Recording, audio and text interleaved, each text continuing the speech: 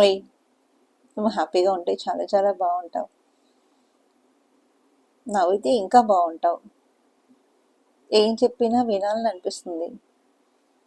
ఎక్కడికి వెళ్ళినా నీతో పాటు రావాలని అనిపిస్తుంది. నిన్న నీలాగా చూసి మురిసిపోవాలని అనిపిస్తుంది. ఇది అంత టాలెంట్ ఉన్న నువ్వు బాధపడితే ఏదో ఒక్క నిమిషం కూడా చూడాలని అనిపించలేదు.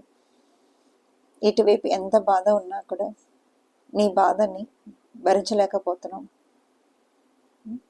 ట్రూ ఫ్రెండ్లా ఇదన్నీ కొన్ని జరుగుతుంటుంది. నిజంగా ఒకరిని ఫ్రెండ్ కింద డీల్ చేయండి. వాళ్ళు బాధపడేదాన్ని మనం చూడలేం. మన బాధ ఎంతైనా ఉండవచ్చు. ఒక్క క్షణం కూడా నువ్వు బాధపడితే చూడాలని అస్సలు లేవు. ఏమో తెలియకుండా మన ఒంటి మీద ఉన్న బట్టలు ఊడిపోతే మనం ఎట్లా సరి చేసుకుంటాము, అలా ఒక్కసారి మనం తెలియకుండా వెళ్ళి నీ బాధల్ని మ్యాజిక్ లాగా వెళ్ళిపోవాలని అనిపించిన టైం, ఆ మూమెంట్ అలా అనిపిస్తుంటుంది. సో నాలో ఉన్న కోపం అంతా ఎక్కడ పోయింది అర్థం కావట్లేదు. బీ బ్రైవ్. ఏది ఏమైనా బతికే ఉన్నాం కదా, చూసుకోవచ్చు. ఏమంటావు?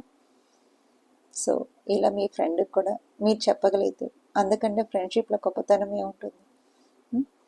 ఫ్రెండ్ ఎప్పటికైనా ఎక్కడ ఉన్నా ఎలా ఉన్నా ఏం లాపైనా ఫ్రెండే కదా. దాంతో ఇంకా కాంప్రమైజ్ అయ్యేది ఏమి ఉండదు. లైఫ్ లాంగ్ నా ఫ్రెండ్. సో ఫ్రెండ్కు ఏదో క్వాలిటీ ఉండాలి అని కాదు. ఏ క్వాలిటీ లేకపోయినా హీఈస్ మై ఫ్రెండ్, అంతే కదా అని అనిపించుకోవాలి. అంతే తప్ప ఇది ఉంటేనే నా ఫ్రెండు, ఇది చేస్తేనే చేస్తాను అలా ఎప్పుడు డీల్ చేయవద్దు. సరేనా?